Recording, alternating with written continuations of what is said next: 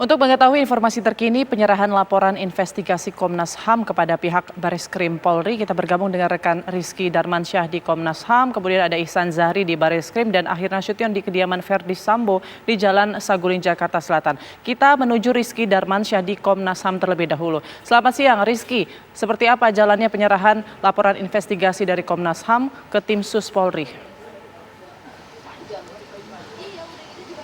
Ya, Putri Windasari dan juga pemirsa, hingga saat ini proses penyerahan laporan penyelidikan internal maupun investigasi yang berupa rekomendasi teknis masih berlangsung di Komnas HAM Republik Indonesia, yang tadi dimulai sekitar pukul 10 waktu Indonesia Barat, dan tadi jajaran tim sus sudah hadir dipimpin langsung oleh Irwasum Polri, Komjen Agung Budi Marioto, dan tadi ada sejumlah jajaran petinggi Polri juga yang hadir sebagai tim khusus di Komnas HAM Republik Indonesia. Ada Kabar Reskrim, Kabar Intelkam, Dirtipidum, dan juga Kadif Humas Mabes Polri Irjen Dedi Prasetyo yang telah memberikan informasi mengenai agenda hari ini, yaitu penyerahan ataupun pemberian hasil laporan investigasi dari Komnas HAM Republik Indonesia dalam kasus pembunuhan berencana terhadap Brigadir Nofriansyah Yosua Huta Barat.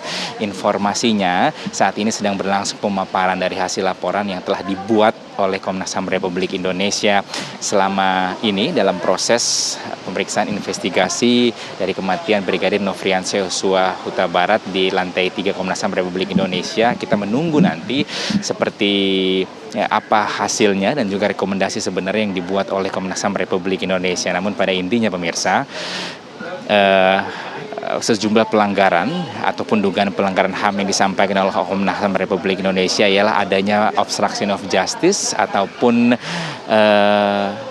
dugaan pemufakatan jahat dalam kasus pembunuhan Brigadir Nofriansyah Yosua Huta Barat, dan juga pelanggaran HAM lain yang disampaikan sebelumnya oleh Komnas HAM Republik Indonesia ialah menghilangkan nyawa orang lain karena tewasnya atau terbunuhnya Brigadir Nofriansyah Yosua Huta Barat. Nah, bentuk rekomendasi yang diberikan kepada pihak kepolisian Republik Indonesia ini ialah rekomendasi teknis yang pada intinya ini berkaitan dengan apa saja yang seharusnya dilakukan oleh pihak kepolisian ataupun penyidik untuk mempertajam proses penyidikan yang berlangsung sama ini. Karena menurut Komnas HAM Republik Indonesia, pemirsa, proses penyidikan yang berlangsung saat ini terlalu bergantung pada keterangan-keterangan saksi maupun juga keterangan-keterangan tersangka yang saat ini sudah diperiksa oleh penyidik maupun pihak kepolisian dari tim sus sendiri. Kemudian pihak Komnas HAM ini menilai dan juga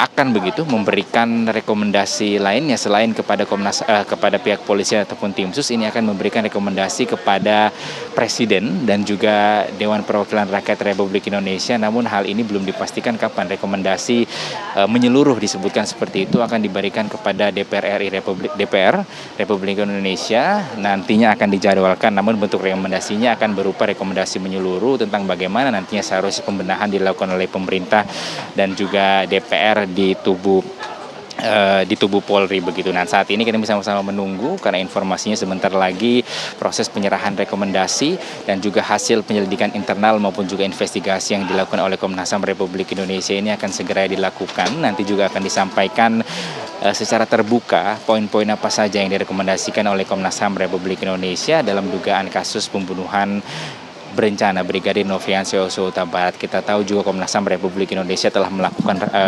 berbagai rangkaian pemeriksaan, mulai dari pemeriksaan saksi dan juga tersangka. Kita tahu Verdi Sambo juga sudah diperiksa oleh Komnas HAM Republik Indonesia, Barada Richard Eliezer juga telah diperiksa, kemudian Ricky Rizal, Kuatmaruf juga telah diperiksa, termasuk juga Ibu Putri Chandrawati. Dan kita tahu beberapa waktu lalu juga Komnas HAM Republik Indonesia bersama dengan Kompolnas dan juga kuasa hukum dari para tersangka ini juga ikut mendampingi proses rekonstruksi ataupun reka ulang yang berlangsung di TKP lokasi kejadian maupun di Saguling dan juga di Ron 3. Nantinya hasil dari rekonstruksi ini tentunya akan menjadi bahan juga dikatakan oleh pihak Komnas HAM Republik Indonesia untuk mempertimbangkan hasil laporan dan juga seperti apa rekomendasi yang akan diberikan oleh Komnas HAM Republik Indonesia kepada pihak polisian maupun juga nanti rekomendasi menyeluruh kepada pemerintah dan juga DPR RI. Kita kembali pada Putri Windasari di studio. Terima kasih Rizky Darmansyah melaporkan langsung dari Komnas HAM. Kita beralih ke Ihsan Zahri di Bareskrim Polri. Ihsan, nanti setelah laporan investigasi dari kasus pembunuhan Brigadir Joshua ini diserahkan atau dilimpahkan kepada tim sus Polri, langkah selanjutnya apa yang akan dilakukan oleh penyidik selanjutnya? Ya, Putri dan juga pemirsa mengenai proses apa atau pemeriksaan seperti apa yang akan dilakukan oleh penyidik dari tim sus ataupun dari Bareskrim Polri ini belum ada informasi lanjutan begitu mengenai langkah selanjutnya yang akan dilakukan oleh tim sus untuk menangani kasus kematian Brigadir Yosua ini. Namun untuk hari ini memang tidak ada dijadwalkan begitu pemeriksaan ataupun tahapan-tahapan pemeriksaan untuk mengusut kasus kematian Brigadir Yosua ini. Namun berbicara tentang pemeriksaan yang sudah dilakukan oleh Bareskrim ataupun tim sus Polri ini, kemarin memang baru saja Putri Chandrawati ini menjalani pemeriksaan di Bareskrim Polri.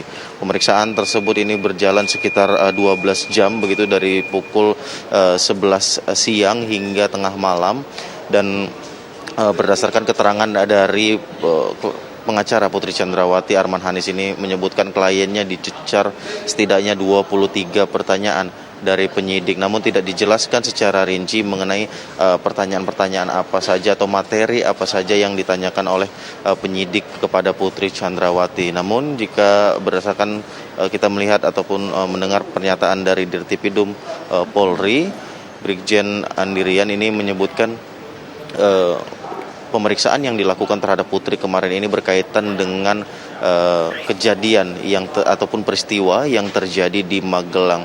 Pada saat pemeriksaan tersebut ini Putri Chandrawati dikonfrontir begitu keterangannya terhadap 3 orang saksi lainnya, yakni Barada Eliezer, kemudian Bribka Riki, dan juga sopir yang tersangka Kuat Ma'ruf, di mana memang dalam penyidikan atau pemeriksaan yang dilakukan kemarin ini, penyidik ingin melihat poin-poin mana saja atau terdapat sejumlah poin-poin yang tidak cocok begitu antara keterangan satu dengan keterangan tersangka lainnya mengenai peristiwa yang terjadi di Magelang beberapa waktu lalu. Dan mengenai apakah Putri Chandrawati ditahan setelah pemeriksaan tersebut, ini Putri Chandrawati dalam pemeriksaan yang dilakukan untuk kedua kalinya sebagai tersangka ini belum dilakukan penahanan. Dijelaskan kemarin oleh pengacara Arman Hanis ini menyebutkan bahwasanya mereka mengajukan untuk penangguhan penahanan begitu terhadap Putri Chandrawati dengan alasan kemanusiaan, mengingat Putri Chandrawati ini masih memiliki memiliki anak yang masih umur 1,5 tahun, kemudian juga mengingat kondisi dari kesehatan Putri Chandrawati ini tidak stabil. Itu adalah beberapa alasan bagi Putri Chandrawati untuk meminta penangguhan penahanan, dan hal tersebut dikabulkan oleh penyidik. Namun Putri Chandrawati ini harus wajib lapor begitu setidaknya 2 kali dalam seminggu. Selain itu Arman Hanis, pengacara Putri ini juga menjamin bahwasanya Putri Chandrawati ini tidak akan kabur begitu, tidak akan pergi kemana-mana, mengingat saat ini Putri pun masih dicekal begitu, artinya untuk selama 20 hari ini Putri Chandrawati ini tidak diizinkan bepergian ke luar negeri, yakni dari mulai tanggal 23 September lalu hingga 23 Agustus lalu hingga tanggal 11 September mendatang. Putri. Baik, terima kasih Ihsan Zahri melaporkan dari Bareskrim Polri. Kita ke kediaman Verdi Sambo di Saguling, ada Ahir Nasution. Ahir, seperti apa situasi di sana? Apakah Putri Chandrawati berada di sana?